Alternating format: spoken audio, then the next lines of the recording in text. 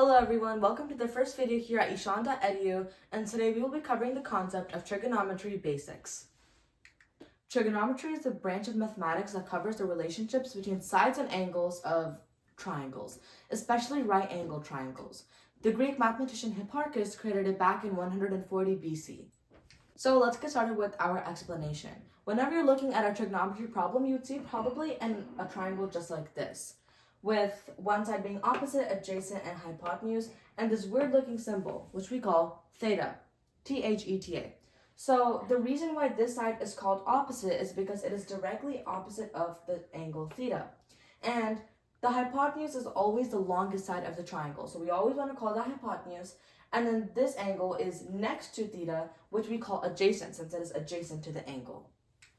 So in trigonometry, we have three main formulas or ratios, which we call sine, cosine, and tangent. So we have sine, which equals to the opposite over the hypotenuse.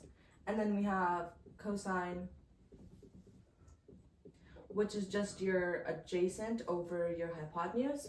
And lastly, we have your tangent, which is probably the most used out of them three, which is just your opposite over adjacent. Now, what do I really mean with the sine, cosine, and tangent?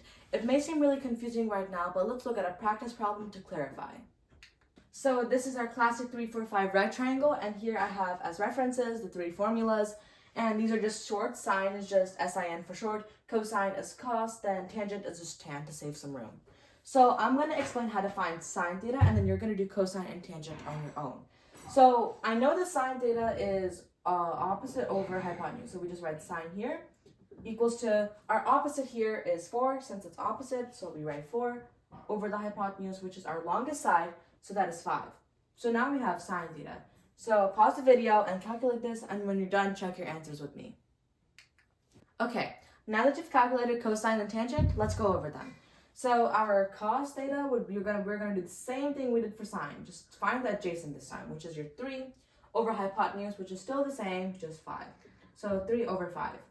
Now let's move on down to tangent. So that's just tan theta equals to your opposite over adjacent. So opposites here, 4 over 3. So most likely your teacher will prefer improper fractions over mixed fractions, so you want to keep it just like this.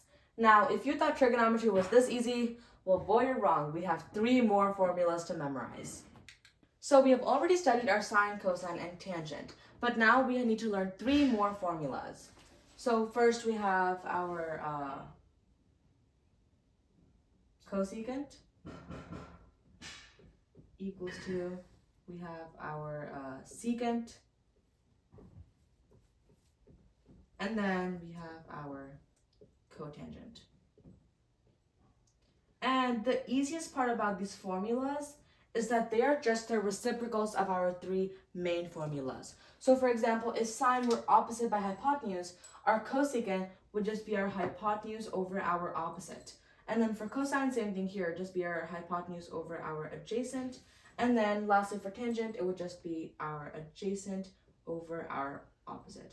So if you just remember these 3 formulas, you already know these 3 because they are just simply reciprocals.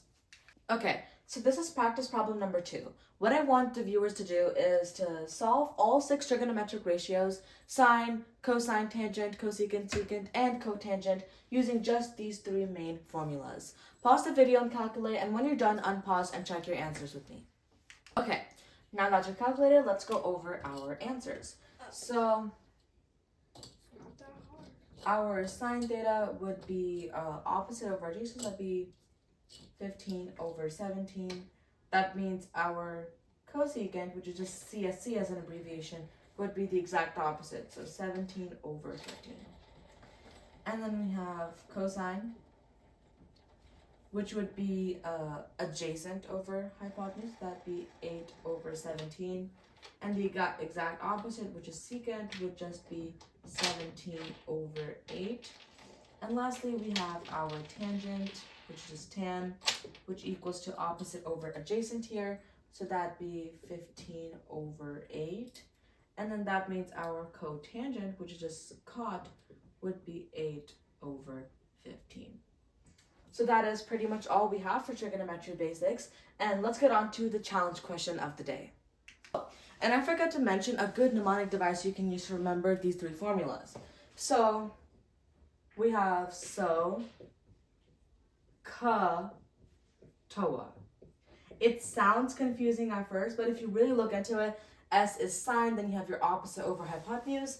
C is cosine, you have your adjacent over hypotenuse. And lastly, you have tangent, which is just your opposite over adjacent. So that is a good mnemonic device. So whenever you have like a test or like an assignment on trigonometry, write this at the top of your paper, and I can assure you, you will get every single question right. Now let's head to the challenge question. So this is the challenge question of the day. What is 1 minus sine squared theta by cos squared theta simplified? Now your job is to solve this question, and I will reveal the answer in next week's video. Thank you so much for watching and have a great day. Bye.